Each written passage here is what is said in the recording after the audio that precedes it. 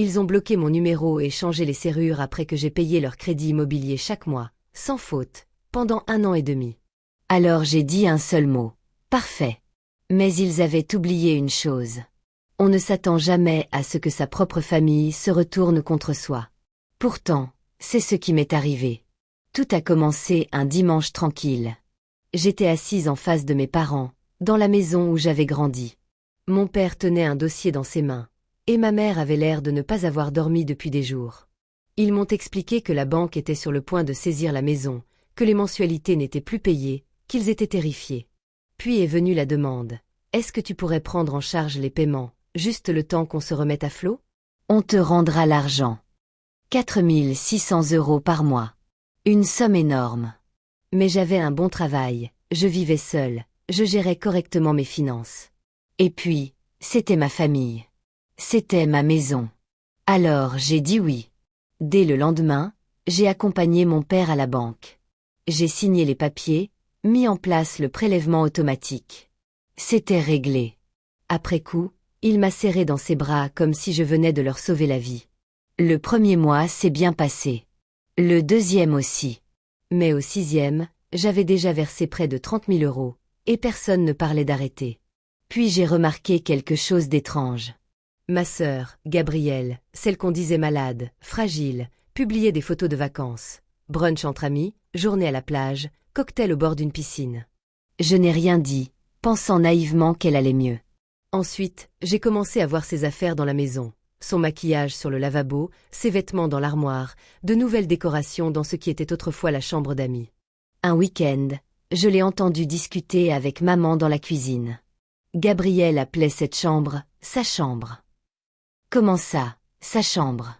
Quand est-ce qu'elle avait emménagé? Dès lors, j'ai ouvert les yeux. À chaque visite, je voyais qu'elle avait peu à peu pris possession de la maison. Au bout d'1 an, j'ai enfin posé la question. J'ai réuni mes parents, calmement, et demandé « Quand pensez-vous être prêt à reprendre le crédit à votre charge ?» Mon père s'est crispé. Ma mère a pris ce ton doux, presque appris par cœur. « Ta sœur se remet encore émotionnellement de sa rupture. » C'était ça, sa maladie. Mais ce qui m'a blessée, ce n'est pas l'argent. C'est qu'elle jouait le rôle de la sauveuse de la famille. Elle publiait des messages comme « Reconnaissante de pouvoir aider mes parents en ces temps difficiles. Bénie de rendre l'amour que j'ai reçu. » Elle vivait chez eux, gratuitement, pendant que moi je payais tout. À 15 mois, j'avais dépensé plus de 70 000 €.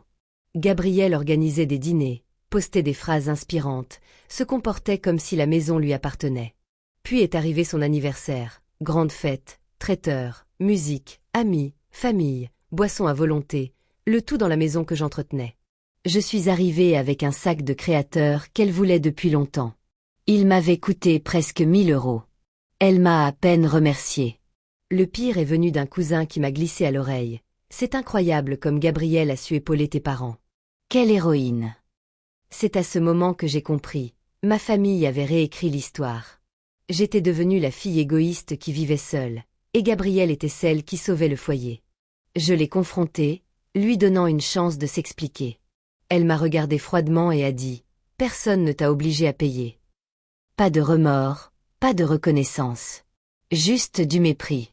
Je me suis tournée vers mes parents, cherchant un signe, un mot. Ma mère m'a répondu, impassible.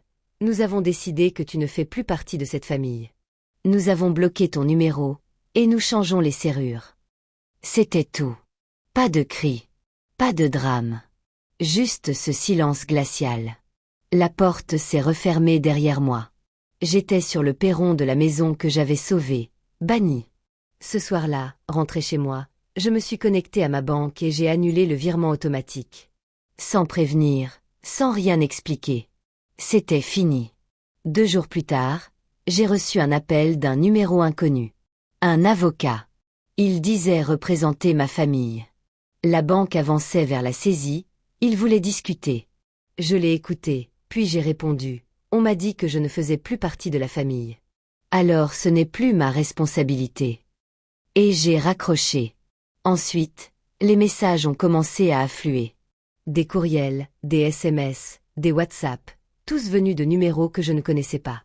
Tous disaient que je réagissais mal, que je punissais la famille entière, que j'étais cruel. Mais aucun ne disait « Je suis désolé ». Aucun n'admettait la vérité. Alors, j'ai raconté ma version.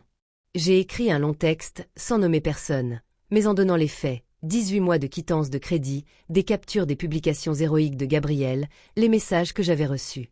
Les gens ont réagi. Des amis m'ont contacté, des collègues ont été choqués. Mais ce qui m'a le plus surprise, c'est que d'autres ont pris la parole. Des personnes qui, elles aussi, avaient été utilisées par ma famille. Des prêts jamais remboursés, des services rendus et oubliés. C'était un schéma, et j'étais simplement le dernier chapitre. L'image de Gabrielle, la fille dévouée, s'est effondrée.